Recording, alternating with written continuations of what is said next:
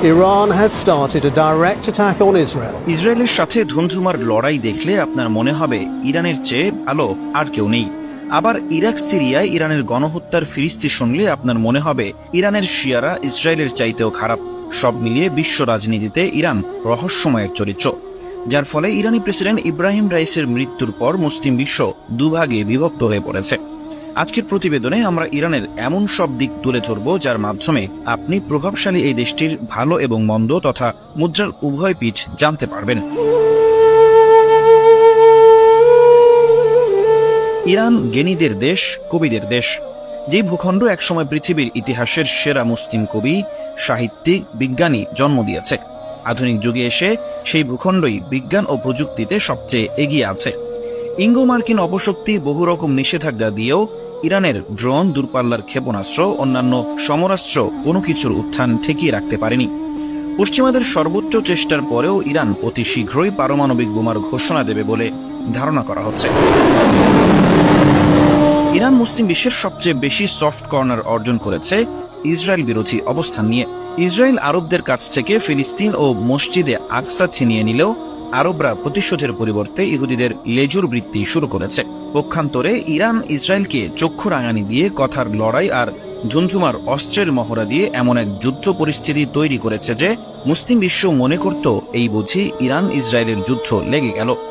যদিও দুই দেশের মধ্যে কখনোই যুদ্ধ হয়নি এবং অদূর ভবিষ্যতেও তেমন কোনো সম্ভাবনা নেই। বরং কিছুদিন আগে ইরান যে পদ্ধতিতে ইসরায়েলে নামকাওয়াস্তে হামলা চালিয়েছে সেটাকে অনেকেই নাটক বলে অভিহিত করেছেন। তবে ইরান যে শিল্পে, সাহিত্যে, প্রযুক্তি, সমরাস্ত্র এবং বিশ্ব রাজনীতিতে বিশাল এক শক্তি, সেটা দিবালোকের মতো পরিষ্কার। এ কারণে মুসলিম বিশ্বের অনেকেই মনে করেন একমাত্র ইরানের পক্ষেই ইসরায়েলকে শায়েস্তা করা সম্ভব। কিন্তু অত্যন্ত সম্ভাবনাময় এই দেশটির গায়ে এমন সব ঐতিহাসিক কলঙ্ক এবং চলমান অপরাধ রয়েছে যা তাদের সমস্ত ইতিবাচক দিককে ধুলোয় মিশিয়ে দেয়। এর মধ্যে অন্যতম হচ্ছে প্রিয় নবী সাল্লাল্লাহু আলাইহি ওয়াসাল্লাম ও সাহাবায়ে কেরামের ব্যাপারে শিয়াদের ভয়াবহ আকীদা। তারা হযরত মুহাম্মদ সাল্লাল্লাহু আলাইহি ওয়াসাল্লামের চাইতে হযরত আলীকে শ্রেষ্ঠ মনে করে, কারণ হযরত আলী তাদের কাল্পনিক 12 ইমামের প্রথম ইমাম। শিয়াদের ধারণা মতে এই ইমামগণ দুনিয়া ও আখিরাতের মালিক এবং তারা যাকে ইচ্ছা শাস্তি দেন ও ক্ষমা করেন। ইমামদের আনুগত্য করা ফরজ। প্রত্যেক জুমার রাতে ইমামদের মেরাজ হয়, তারা আরশ পর্যন্ত পৌঁছেন। তারা হাতে গোনা কয়েকজন সাহাবী ছাড়া হযরত আবু বকর, ওমর, উসমান, আম্মাজান আয়েশা সহ প্রায় সমস্ত সাহাবীকে কাফের ও মুরতাদ মনে করে। তাদের দাবি বড় বড় সাহাবীরা কুরআন সংকলনের সময় হযরত আলীর শ্রেষ্ঠত্ব ও ইমাম হওয়া বিষয়ক আয়াতগুলো চুরি করে বাদ দিয়েছেন। এই হিসেবে শিয়াদের ধারণা বর্তমানে আমাদের কাছে থাকা কুরআন খণ্ডিত এবং অসম্পূর্ণ।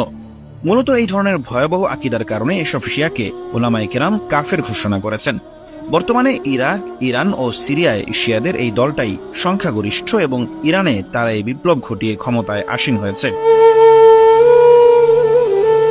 ঐতিহাসিক এই কলঙ্ক ছাড়াও ইরানের সাম্প্রতিক আরেকটি কলঙ্ক হচ্ছে মধ্যপ্রাচ্যে সুন্নি গণহত্যা। ইরাকে, বিশেষ করে সিরিয়ার শিয়া শাসক বাশার আল আসাদকে সহায়তা করতে গিয়ে ইরানি সেনাবাহিনী এবং মিলিশিয়ারা যে ভয়াবহ গণহত্যা চালিয়েছে তার বিবরণ শুনলে যে কারো পশম দাঁড়িয়ে যাবে। সিরিয়ার আলেপ্পো, রাক্কা এবং ইদলিব সহ বড় বড় শহরগুলোতে ইরানি বাহিনী এবং তাদের সমর্থিত মিলিশিয়ারা খুন, হত্যা, ধর্ষণের পাশাপাশি ফসফরাস ও ক্লাস্টার বোমা ব্যবহার করে জাতিগত নিধন চালিয়েছে।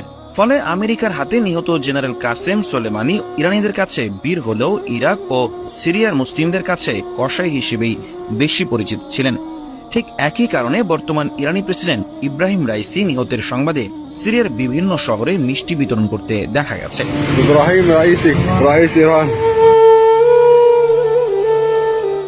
একদিকে বিজ্ঞান ও সমরাস্ত্রে অসামান্য উন্নতি এবং ইসরায়েলের সাথে চরম শত্রুতা, অপরদিকে চরম কুফরি আকীদা এবং সুন্নি গণহত্যা। ইরানের এই দ্বিমুখী চরিত্রের কারণে বর্তমানে মুসলিম বিশ্ব তাদের নিয়ে দ্বিধায় পড়ে গেছে। প্রেসিডেন্ট রাইসের মৃত্যুতে না পারছে আলহামদুলিল্লাহ পড়তে, না পারছে ইন্নালিল্লাহ পড়তে। ইরানের এ কেমন দ্বিমুখী চরিত্র!